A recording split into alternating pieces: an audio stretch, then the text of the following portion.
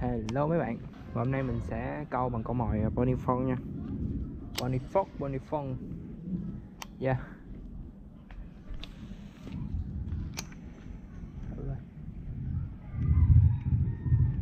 Quên đem kèm với kẹp ra rồi. Đợi dính cá sao gỡ đây. Nó nói nghe mắc cười ha. Chưa câu mà phán dính cá. Vui ghê. Bạn đừng để ý mấy trường hợp lỗi vậy. Mình câu dở lắm.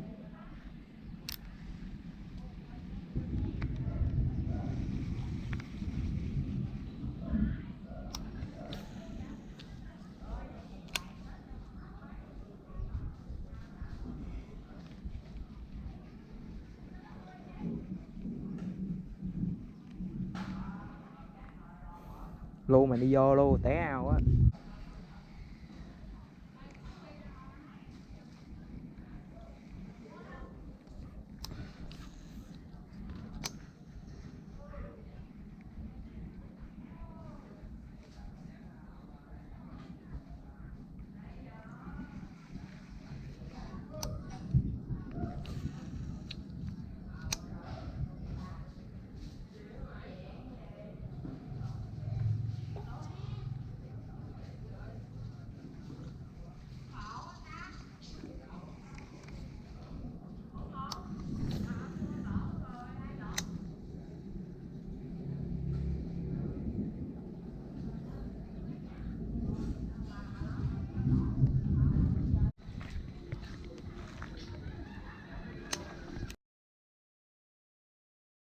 Éo ăn luôn mày.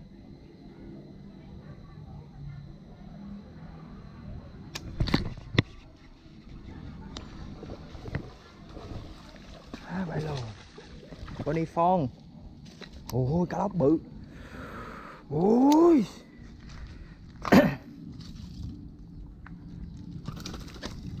đây để xem. Ôi bự kìa.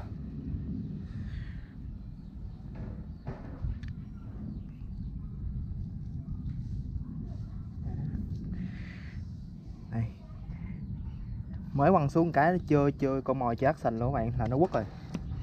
Má cá nằm sẵn, cá đợi mình. Yeah. Sao gỡ ta.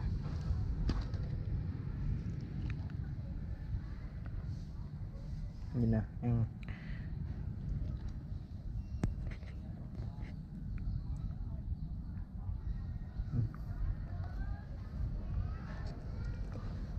Nó sợ rách cái đuôi quá.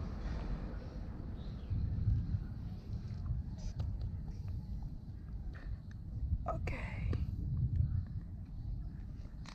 Đi thôi. Bye. See you later.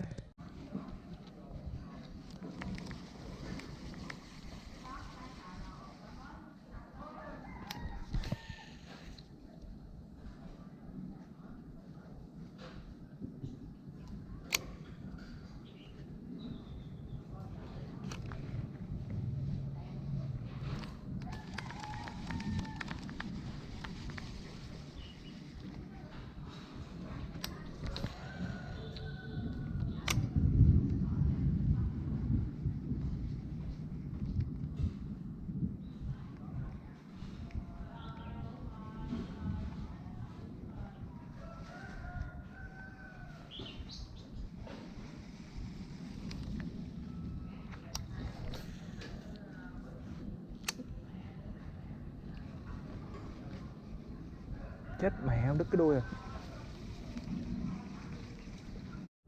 Hello các bạn, sau một lần quăng lỗi thì cái đuôi của con nhái Bonifawn này nó bị đập xuống nước. Cái là nó văng mất cái đuôi ra. Lần trước mình quên đem cây sắt, mình làm clip review thì mình dặn mấy bạn là nhớ ấy cây sắt mà giờ mình lại quên.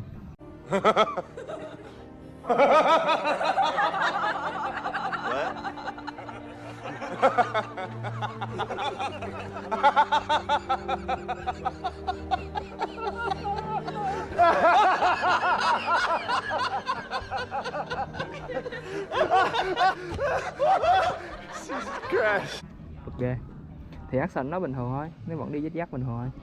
Nhưng mà do không có cái đuôi thì mình cảm thấy nó không được ổn lắm, nhưng mà nó vẫn đi bình thường đó, bạn thấy không?